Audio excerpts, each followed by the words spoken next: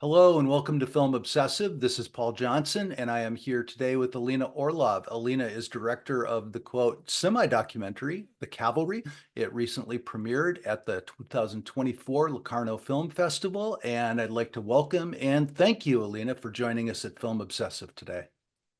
Thank you. I'm very happy to be here. Thank you for Alina, can having you me. just tell us in your own words a little bit about your film, The Cavalry? Well, it's always hard, although it's like such a short, but it's always difficult. But yes, it's a semi-documentary hybrid film, which started with documenting the police officers on horses while the protests of 2023 were happening in Israel against the government. And then you kind of started to see, or I started to see more and more this presence of these like police officers, these beautiful horses. And then I started to go deeper and deeper and trying to understand. And that's what this film is about, these horses, um, how we use horses for these purposes. And in a way, there is like the simple, like horses, use of horses, and there is the conflict and everything that is also there, like kind of as metaphors. Yeah, and probably, yeah, let's maybe that's enough for the beginning and we can go Well, I'm deeper. I'm intrigued by the subject in so many ways, but one of the things I'm just wondering is what was it that drew your attention directly to the animals in the first place? I mean, I imagine this is a situation where there's just so much strife going on, so much conflict going on. I understand the beauty of the horses, but do you have like personal experience with them, or was there something that just magnetically drew you towards them as your subject?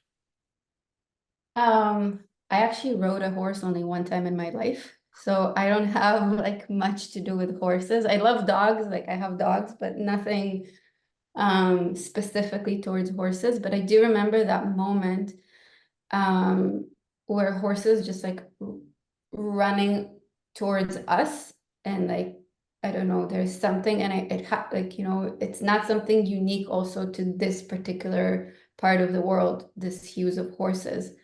But I took a photo when they were all like standing in a line, like these like horses, like standing with the police officers and how big they were. And that's from this photo the interest started. I remember coming back home to my partner and I'm like, is there something there? Is it like, am I crazy that it's like a thing? And then it started. So there's nothing personal, but there is something personal, I guess. But I do think that there is something of this beautiful animal, and then this is an animal that is like crowd controlling. It's like what will prevent maybe freedom of speech or will be there for you not to say something. And this is like, it's a horse, it's freedom, it's all these things. And then it comes like this. Um, I don't know. Yeah, that's the thing for me. It's not like I have something prior. There are Um, so many striking images in your film, but one of the most striking for me was an extreme wide shot of the entirety of the city, and just in a tiny sliver in the frame, slightly off center, is a horse engaged in exercise in the middle of that city, and you have, I think, a remarkable cinematic eye for taking moments like that and making them very expressive. Is it difficult to shoot horses as your subject, especially when I imagine you don't have the same kind of control that a director of a fiction film, would have with animal wranglers there at your bidding. You're kind of forced to shoot what you can shoot when you can shoot it, I imagine.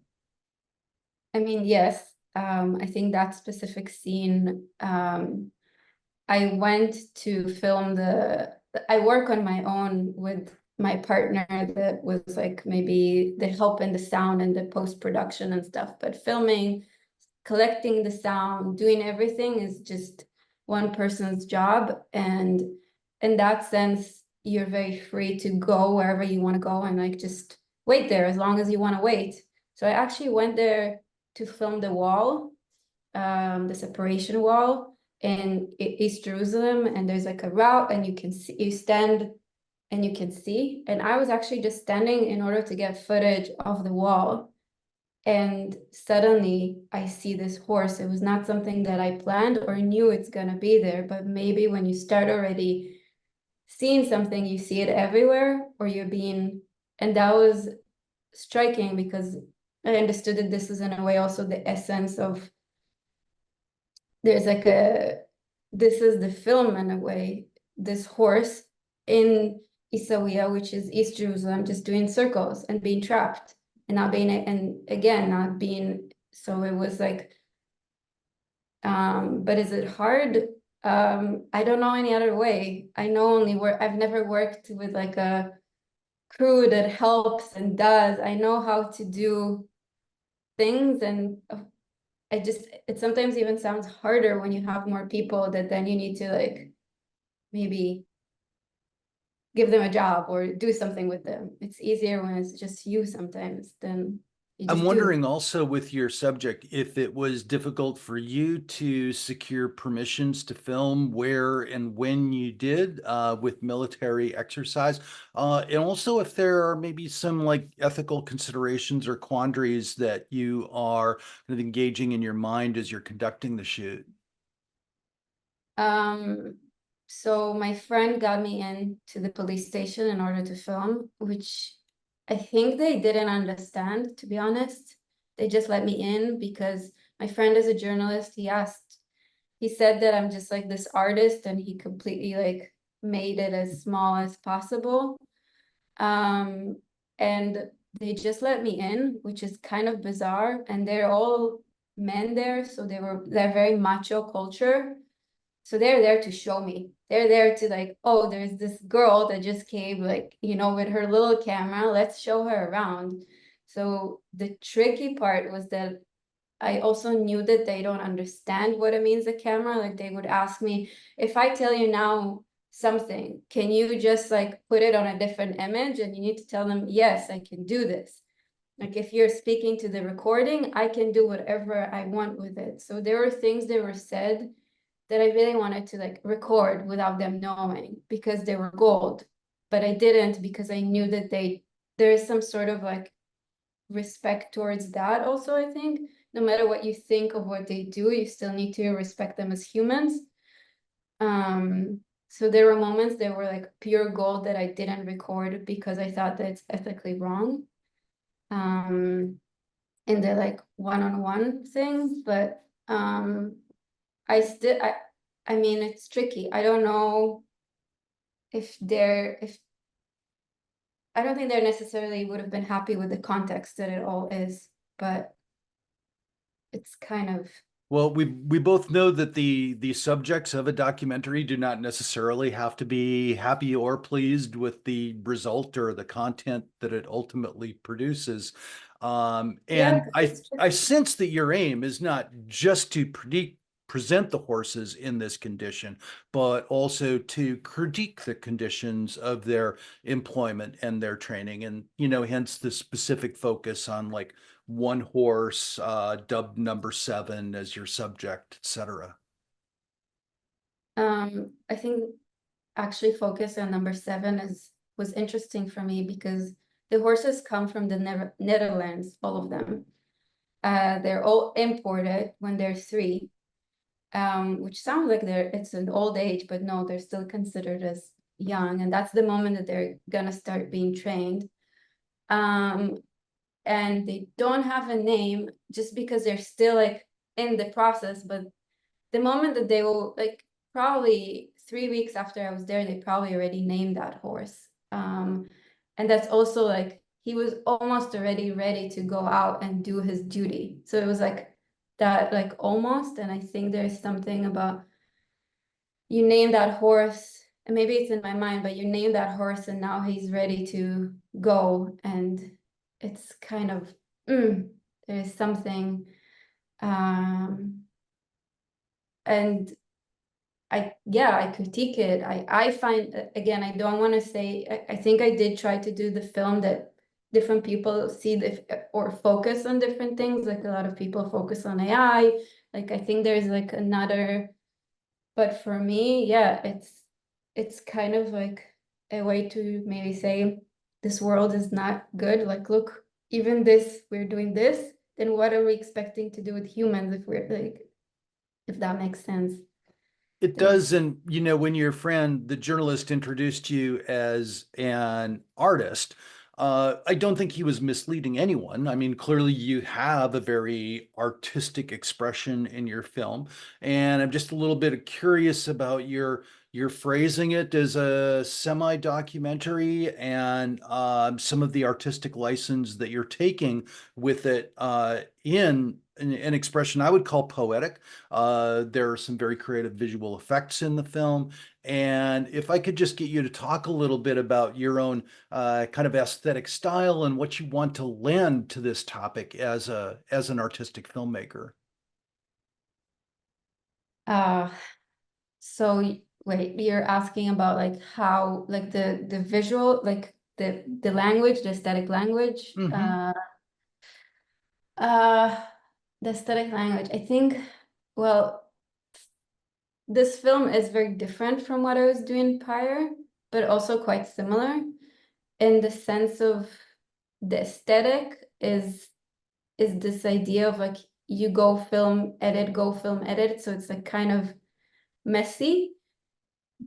Um, and then like I really like wide shots. Like I like tableau shots. That's something that always was like there's something about this moving picture that is really compelling to me. A semi-documentary is also in a way something, I don't know if it's the most accurate word, but I feel like when there is something that I also like add my thoughts to something that is there, then maybe that's where I'm trying to say to Sam, because it's not like a proper documentary that you go and you learn something and you know something after. Even the more experimental ones, there's still more. This one has a lot of like, I don't know if it's through my eyes. I'm not an expert. I do it as I feel maybe also. So maybe that's the word semi, because I don't think it's like yeah, Oh, that's my I answer. understand completely, and I'm excited for our audience to have an opportunity to watch the Cavalry. And before we get into its recent premiere at Locarno, I was just going to ask a little bit about your own background and training. Are you like are you, did you go to school always wanting to be a filmmaker, to work in documentary specifically, or did you come at this, like so many other filmmakers do, from some different approach? Well, I'm a fine artist. That's like how, or a visual artist. Mhm. I guess that's my box. So I have a BFA Fine Arts from Bezalel Academy in Jerusalem, Israel. And then I have my MFA from the Art Institute, the School of the Art Institute of Chicago from SAIC. And that's where I went to the film video department. But actually, the reason why I went there was you can apply for three departments. So I applied for three. I applied for performance, sculpture, and film video. And then I was like, okay, good, you got into everybody, to all of them. Good job. Uh, but then I went to film video because I was already using video, but I actually didn't know how to edit. That was the thing. I didn't know how to edit. And then I thought, okay, all the rest of you are kind of familiar. Go to the one that you don't know in order to learn it. And then you're surrounded by all these people that are doing, of course, a lot of different things, but the people that were doing film, there was something that got me interested in it. But I think I will always stay in this both worlds. For me, if this will be shown in a museum or a gallery space, I'll be very happy with that. So I like both, and each one has its own audiences, strengths, and also disadvantages. Like I learned a lot from this experience, this like past few months about what is the film world, what is like how does it work? And there are good things and there are bad things. The same as I feel towards the fine art world, that they're good and bad. So if you can live in both and maybe enjoy the good and Um, so yeah. and your film recently debuted at Locarno, right? That was its world premiere. Yes, And and were it you was able to attend? I was I was uh crazy experience. Um it's beautiful. So that was very, but for me, it was like I guess maybe for, I don't know how other people feel, but for me, it was like an emotional roller coaster between like this feeling and that feeling and all together. Um, And so but you yes, sat in an audience as your film was projected for the first time. Was that the first time you had ever watched it with an audience? not only that, it's the first time that I watched it on a like not on my computer. So I think there were a lot of, it worked. It works.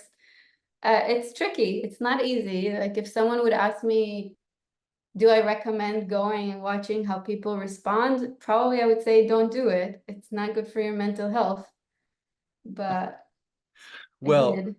congratulations to you for its debut and for its success. Are there other festivals on the horizon for it?